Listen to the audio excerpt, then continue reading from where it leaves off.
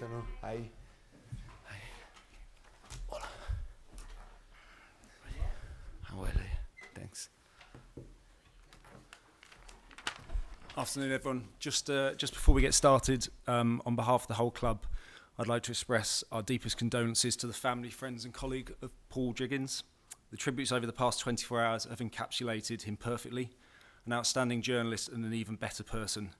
Paul was a regular here for many years, as recently as last Friday, and whether you'd known him for 10 minutes, 10 hours or 10 years, he had a warmth and wit that made everyone feel at home.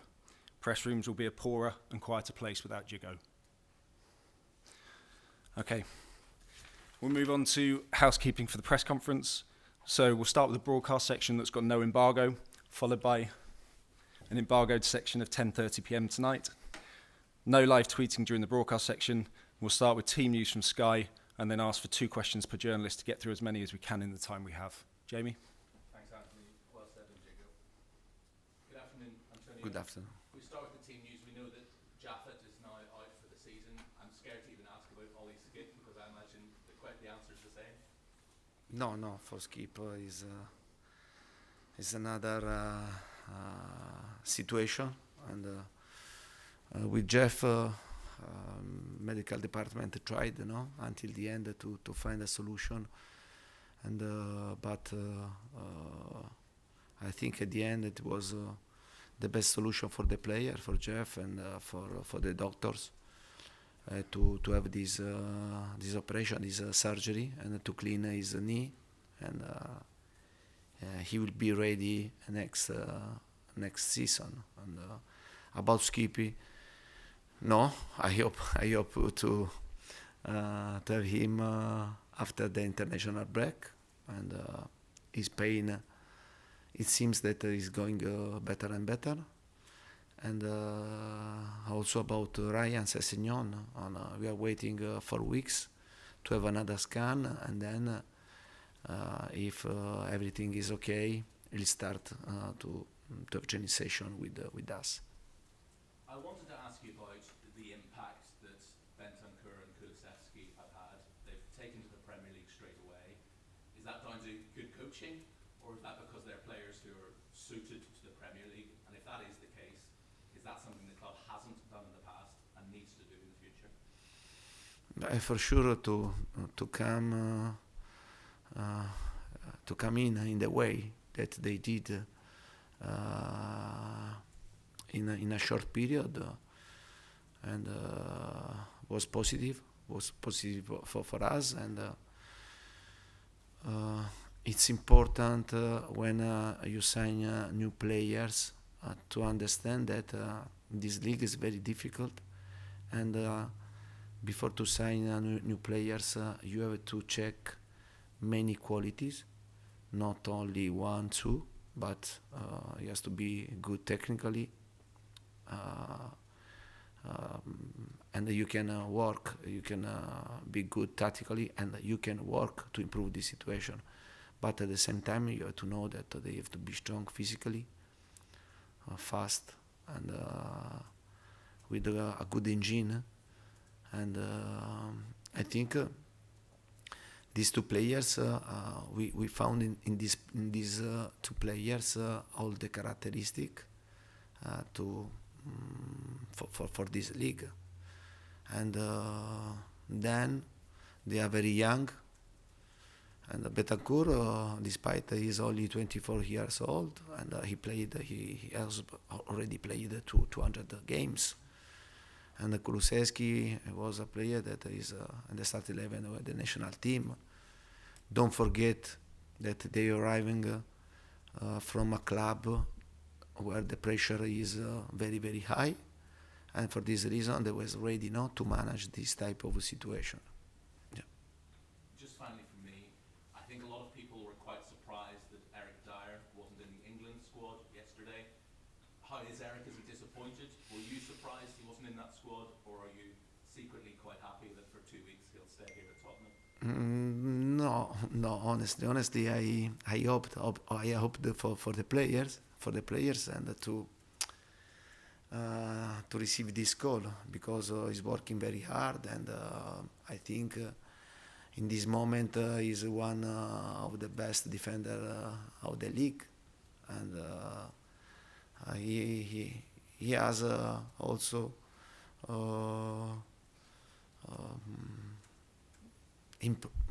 big space to improve his performance and his quality, and to become a player stronger and stronger. But in my past, I had the opportunity, and it was good for me, and to be the coach of the national team. I understand very well that sometimes you have a plan, no? And in this moment, Southgate is preparing, and for sure he has a plan to prepare a squad for the World Cup on December. He knows him very well, and he has not to discover Eric, because he was with the national team. I'm sure that Eric, if he continues to play in this way, and he has great possibility to go and to play the World Cup, because I repeat, for me in this moment he's one of the best defenders in this league. Thanks, Jamie. Alex? Hi, Antonio. How are Hi. you? I'm fine, Looking thanks. ahead to Sunday's game now. Is this a good time to play West Ham after they had to play 120 minutes last night, or is it a bad time when they're on such a high, so high on confidence?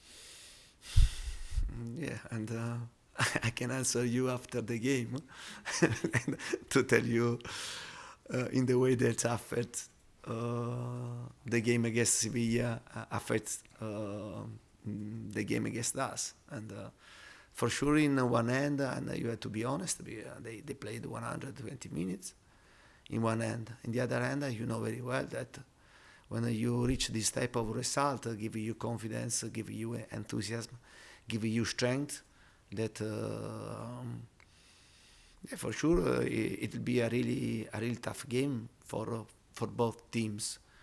We are in the same position on the table, and I think in this moment we have the same target, and it's a derby. And don't forget that a derby is always difficult.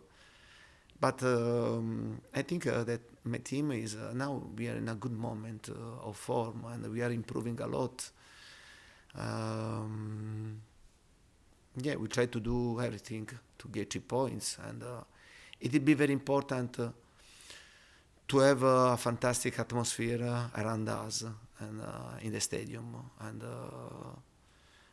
our fans, they have to play an important part of the game, and I'm sure, because like of the other game, and they can help us to push us from the start until the end, and to create a fantastic atmosphere around us. It will be very important on Sunday. What do you make of the job that David Moyes has done in his second spell at West Ham, and how highly do you rate him as a manager? But he's doing a fantastic job, and I know him for a long time, and I remember very well also. He worked very well, and also he had the opportunity to be the manager of Manchester United, and I was unlucky, in this experience. But we are talking about a manager with great experience. He knows very well this league, and he's doing a fantastic job. And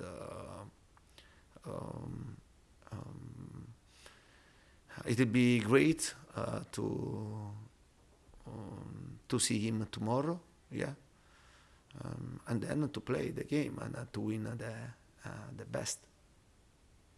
Ian? Hi, Antonio, you're right. You've already played West Ham once at home this season. That was in the quarterfinals of the League Cup. Yeah. A very tight game. Could have gone either way on the night, if I recall. Yeah. What do you learn from that particular game, or do you think West Ham have evolved, and do you think your team have evolved since December? I remember very well that game, and because the game was very, very difficult, and we scored. We were winning 1-0, then they drew, and then we scored again. And we are talking about a team very strong physically, and it's difficult to play against West Ham because it's difficult to find them